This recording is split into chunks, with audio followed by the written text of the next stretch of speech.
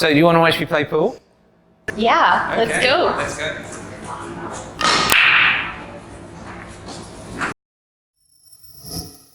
Okay, can you give us an update on how Bitcoin and Ethereum are doing this week? Yeah, sure. So since the weekend when the 10,000 psychological barrier for Bitcoin was broken, we seem to have had no looking back. Bitcoin, I think, eclipsed 12,000 earlier today, and Ethereum's trading around about 318. I think that what we're seeing here is a rally which is more sustainable, and the reason I say that is because we've seen a great deal of volume trade and also a broad base of client investor types who are actually getting involved. This kind of alludes to the fact that the rally should be more sustainable. I think also the other thing to consider is if we look at hash rates, they're trading at much higher levels now, indicating that there's more confidence because there's more mining activity. I think that these are all valid indicators for a good sustained rally. So in a bid to raise its valuation past $4 billion, Kraken has completed a $13.5 million round of financing. What can you tell us about this? Well, at first glance, it would seem that this really bolsters their continued acquisition plans.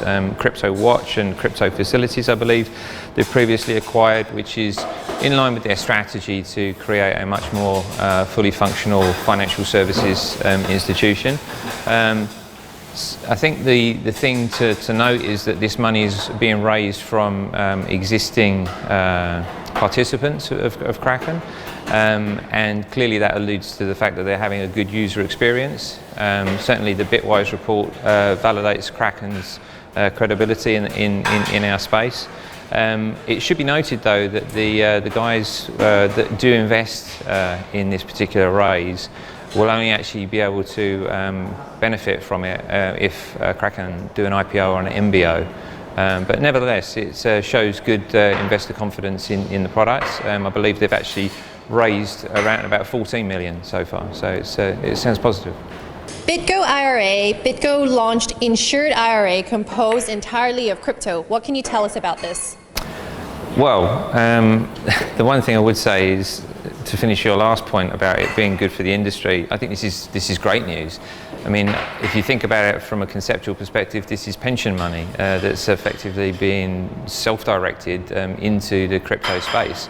I mean, that's got to bode very well, I think, for the legitimisation and also for the momentum of growth in our industry.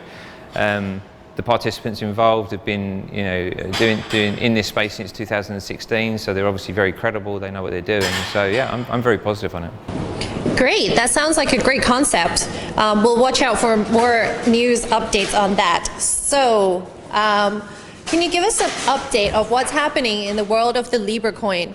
So Facebook's new crypto project has been plagued with criticism since the release of its white paper earlier this month, with some even citing that this might be one of the reasons for the recent price pump. So what's been happening there? I think this might be a criticism of my game of pool, actually. I think that specifically with regard to Facebook and Libra, Facebook always gets a huge amount of media attention simply because of the amount of people it touches, over 2 billion people, right? So the polarity of opinion around Facebook and what it does will always be there and will always be debated heavily, not just about Libra. But I think that this is a real watershed moment for us. I mean, if you think about the fact that they are introducing over 2 billion people to our space, our industry of crypto, by issuing Libra. I mean, Libra for us in our space is not really something particularly new. I mean, think of Tether, for instance. I mean, we've seen these kind of conceptual products before, but what it does do is it creates an opportunity for their users to have an epiphany around the crypto world and to get involved. So I think we should be grateful because this really helps to put our industry on the map. That's great insights. Thank you.